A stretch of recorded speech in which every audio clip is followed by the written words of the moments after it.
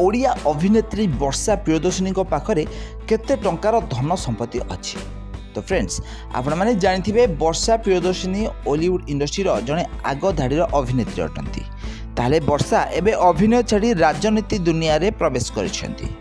ताहले वर्षा राजनीति दुनिया रे प्रवेश करने सहित लोक माननकु सहाय्य करिया पई से तांकर बहुत इच्छा रही। आपण मैंने जानी वर्षा तांकर ग्रुप सम्मानित माध्यम रे बहुत सारा गरीब लोक माननकु सहाय्य करथांती। ताहले एबे राजनीति रे प्रवेश करछंती वर्षा प्रियदर्शिनी।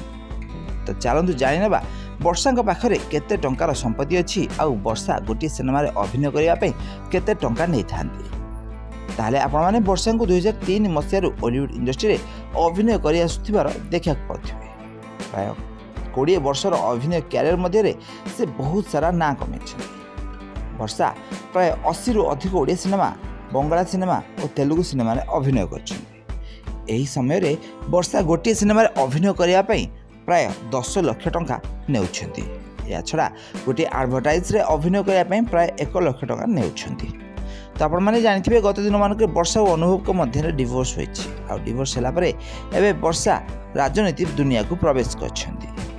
ताहले अनुभव को से शूटिंग सेट रु भल पाई विवाह करथिबे। हेले वर्षा गोटे सिनेमा रे अभिनय करबा पई प्राय 10 लाख टका नै थांती। आ एहा परे तांको पाखरे एबे धन संपत्तिर मूल्य रही प्राय 50 कोटी टंका।